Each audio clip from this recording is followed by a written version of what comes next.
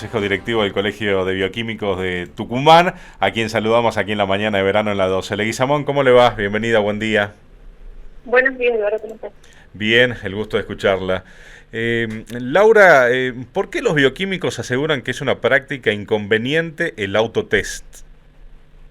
Mire, nosotros, chicos, tenemos en reserva lo que debería ser la incumbencia de nuestra persona. El autotest es una práctica de autoevaluación, ¿sí? Entonces, la persona que se va a realizar debe tener la capacidad suficiente como para tomar una vez, para que una vez... A ver, se va la señal. Laura, le preguntamos, ¿está con el manos libres? Porque No, se va la señal. a ver, vamos a cambiar de lugar. De ubicación para ver si podemos escuchar mejor allí lo que nos estaba comentando. Bueno, Perfecto. le preguntaba, reitero la pregunta, ¿por qué desde los bioquímicos aseguran que es una práctica inconveniente? Laura, ¿cómo le va? La saludamos nuevamente. Sí, está bien, me va muy bien. Ahora sí la escuchamos perfecto. Bueno, pasemos en limpio, vamos de nuevo. ¿Por qué los bioquímicos aseguran que es una práctica inconveniente el tema del autotest?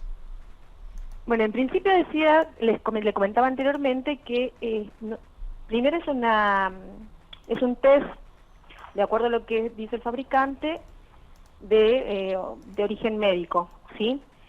Un producto médico, ¿sí? Entonces estaría destinado, si es verdad, a una autoevaluación, pero no tan solo esta autoevaluación debe ser bien interpretada por quien se la realiza, es decir, la persona a la cual se está autopracticando este test. Esto le surge que la persona tiene que, además de saber interpretarla, tiene que saber qué debe hacer, no solamente con ese resultado, que en principio, como usted me dijo antes, tendría que denunciarlo a través de un sistema que el gobierno puso facilitándole al usuario, ¿sí? Ujú. Pero acá tenemos dos inconvenientes. Primero, tenemos que apelar a la conducta del paciente que se está realizando esta prueba, esta autoevaluación, ¿sí? A la responsabilidad sanitaria individual de cada uno. Y segundo, a las normas de bioseguridad. ¿Qué pasa con este test? En caso de dar positivo, ¿cuál sería la disposición de estos residuos patológicos? ¿Me entiende? Entonces, no tan solo tenemos que tener en cuenta eso, sino también desde el punto de vista epidemiológico y la vigilancia sanitaria o epidemiológica, ¿cómo se daría? Si sería menor el número de casos reportados, apelando, qué sé yo, a una conciencia sanitaria individual, o estaríamos por debajo del número que realmente sería de pacientes que tengan COVID. ¿Me entiende? Bien. Está clara cuál es la postura desde el Colegio de Bioquímicos. La semana pasada hablábamos con gente del Colegio de Farmacéuticos acá de Tucumán. Bueno, nos decían que todavía no había muchas certezas, estaban esperando sobre todo el costo y cuándo llegarían estos autotest, y ellos decían que el procedimiento, de hecho hoy el gobierno lo comentaba recién, ha publicado allí una resolución en el boletín oficial del modo, el procedimiento para informar. Es decir, uno va, lo compra, se realiza el autotest y después hay un formulario que debe presentar, que debe devolver a la farmacia, y la farmacia, en caso de que sea positivo, es la que se tendría que encargar de comunicarlo al sistema de salud. Eso por lo menos es el procedimiento que hoy ha informado el gobierno que se tiene que realizar. Sí, está muy bien el procedimiento, pero ¿y si hay una fuga de información? ¿Fuga de información en qué sentido? El paciente le dio negativo, por eso yo digo, hay que apelar primero a la responsabilidad sanitaria individual, ¿sí? Entonces, si el paciente le dio negativo, ¿considera o considera no reportarlo a la farmacia? Si le da positivo, ¿en qué posición lo coloca?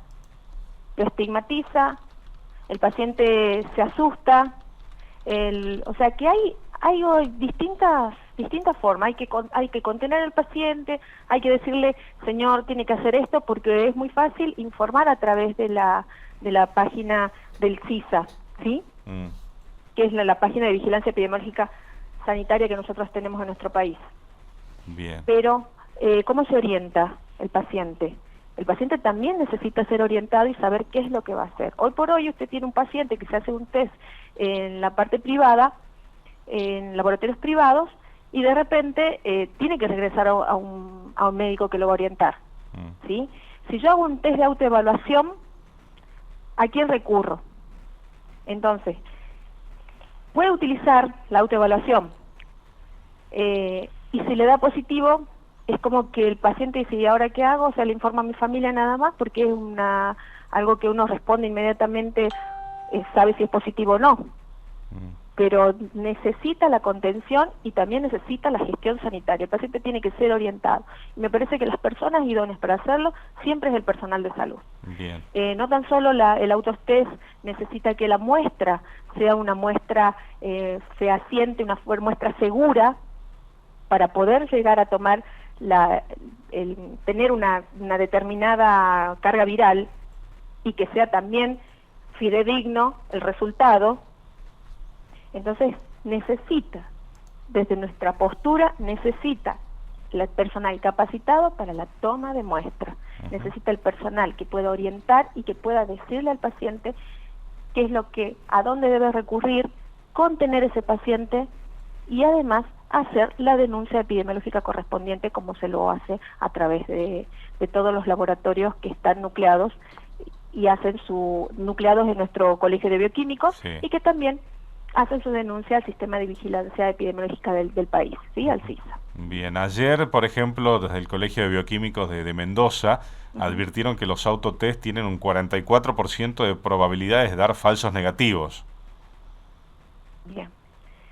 La probabilidad tiene que ver exactamente con lo que yo le dije, con la toma de muestra. La muestra, para ser válida, tiene que ser una buena muestra. Nosotros podemos seguir instrucciones de un autotest, ¿sí? Pero efectivamente no sabemos hasta dónde y cómo o dónde se va a localizar el virus.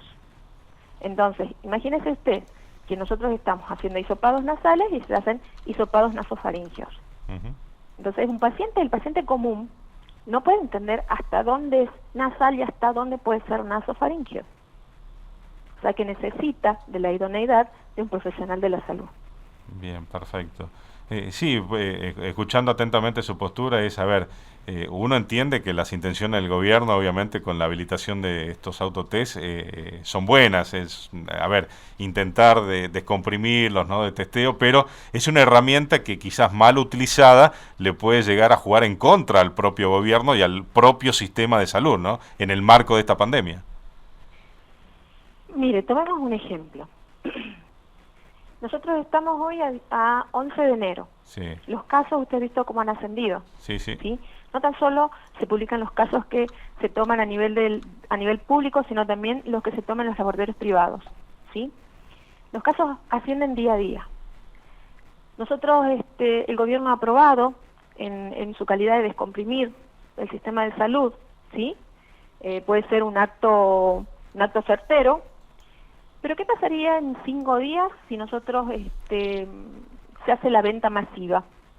El paciente recurre, las personas, el común denominador, el ciudadano recurre a la compra masiva de autotest, tenemos negativos, tenemos positivos, no se hace la denuncia correspondiente y en 5 días no tenemos pacientes hisopándose en laboratorios privados o en el sistema de salud pública, ¿sí? En los hospitales. Entonces vamos a tener, en la historia, vamos a decir, el 11 de enero del 2022 los números ascendían a 5.000. El 17 de enero del 2022 los casos registrados suman 300 casos. Entonces la caída sería importante y no es que estaríamos mejorando probablemente, sino, como bien indica usted, habría falsos negativos por una mala toma de muestra. Entonces, si entendemos que el gobierno quiera descomprimir el sistema de salud público y privado, ¿sí?, a su vez respondiendo a las necesidades de la población de saberse si es positivo o si es negativo. Pero a nivel una empresa por ejemplo, que viene un empleado y le pone que se hizo un autotest y le dio positivo. El empleador va a solicitar que se haga a través de un profesional de la salud. O sea, una documentación que les pruebe, así lo hacen las RT. No le pueden mandar una foto de un resultado, ¿sí? Sí. O por la viva voz. Bien. No, está claro los puntos que usted menciona y bueno, que son los principales que definen cuál es la postura que tienen los bioquímicos en todo el país, ¿no? Y me parece importante también lo que mencionaba al principio, que por ahí era un dato que no lo había escuchado y que tiene que ver con el tratamiento que tiene después el desechar esa prueba, la prueba de test, el autotest. Claro, ¿dónde la descartamos? La descartamos en la basura habitual, la basura de la casa. ¿Qué hacemos? Es material biológico, ¿sí? Es material biológico. Si el test da positivo, estamos creando fuentes de contagio. Si el material es negativo, bueno, entonces, bueno, qué alivio, pero si es un falso negativo. Ahora, ¿tienen, Laura, idea, noción de cómo ha sido esta práctica, por ejemplo, en otros países? Porque hay autotest en otros países también. Sí, hay autotest en otros países. Ayer estaba hablando con un médico inmunólogo que está en Italia, sí. Preguntando al respecto de esto, de los autotest. Me dijo que sí, la compra, o sea, se lo comercializa efectivamente en toda Europa. En Italia igualmente la gente sigue recurriendo a lo que vendría a ser al sistema de salud. Se lo hace por una inquietud personal, si tiene que realizarse un autotest o porque tenga alguna sintomatología, pero eso no lo determina como un paciente negativo o un paciente positivo si lo tuviere, sino necesita sí o sí corroborarlo a través de un profesional médico, ¿no? Un profesional de la salud.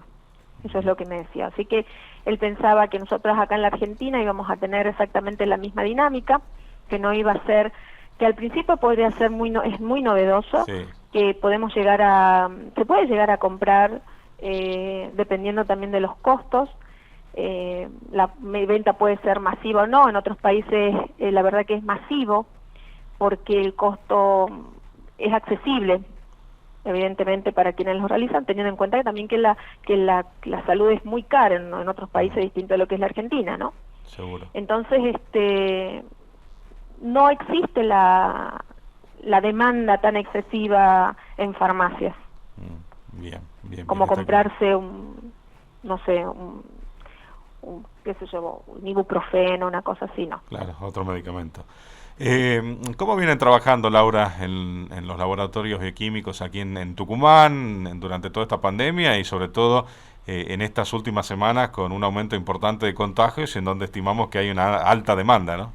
Sí, los laboratorios igual están totalmente abarrotados de pacientes que quieren saber, sobre todo la mayor demanda siempre es en aquellos laboratorios que realizan esta prueba de SARS-CoV, ¿no? El diagnóstico del virus. Sí, la demanda ha aumentado con respecto, siempre estoy hablando específicamente con el diagnóstico de COVID. Nosotros desde el Colegio de Bioquímicos tratamos de responder a todas las demandas de reactivos, de insumos que necesita el bioquímico, ¿sí? A todos. Recuerden que nosotros, cada vez que nosotros tenemos que hisopar un paciente, sí, se necesita un equipo de protección personal que desde la parte privada siempre lo provee el Colegio de Bioquímicos, como así seguramente habrá otros distribuidores. Pero por paciente nosotros necesitamos un equipo de protección personal que es muy importante a la hora de hablar de no contaminar, de bioseguridad, no tan solo del profesional, sino también del paciente y del entorno del laboratorio, de la población que rodea este laboratorio y también la disposición de los residuos patológicos. Así que sí, tenemos una buena demanda de pacientes que usted vio las colas que había o las filas que había en todos los hospitales, en los nodos de testeo. El laboratorio también viene a descomprimir un poco, el laboratorio privado viene a descomprimir un poco toda la necesidad de la población o de los pacientes que tienen obra social y que también es reconocido por esta obra social, ¿no? Seguro. En promedio, ¿cuántos hisopados se hacen por día en el sector privado, en los laboratorios? Según lo que usted ha visto a nivel público, sí, lo que se viene, usted vio cómo fueron ascendiendo, ascendiendo lo que se informa diariamente, sí, a través de los medios de comunicación. Nosotros vemos que empezamos arrancando con 100, 150, 200, 300, y bueno, y esto va aumentando día a día. Esto hoy no podemos decir tenemos un promedio porque va aumentando día a día de acuerdo a la demanda. Se va modificando permanentemente. Sí, se va modificando constantemente, o sea, son datos fluctuantes. Claro. Laura, por último, ¿qué costo tiene hoy, por ejemplo, hacerse un hisopado promedio? Sí, desde el Colegio de Bioquímicos nosotros pusimos unos valores básicos. Estoy hablando siempre desde el punto de vista particular, no así con la obra social. El costo es de un test rápido, es de 3.000 pesos, y un hisopado nasofaringeo es una PCR de 6.000 pesos. Bien. Y de ahí, bueno, dependiendo, o sea, el laboratorio es lo básico que nosotros tenemos, o sea, un piso. Perfecto. Y a partir de ahí, bueno, yo siempre estoy hablando de la particular sin ningún tipo de obra social, ¿no? Bien. Laura, ha sido muy amable por esta comunicación telefónica con LB12. Gracias a usted, Eduardo. Que tenga buen día. Hasta luego. Ahí estaba la palabra de la secretaria del Consejo Directivo del Colegio de Bioquímicos de Tucumán, Laura Leguizamón, sentando postura respecto a estos autotest que pronto estarán disponibles en la farmacia.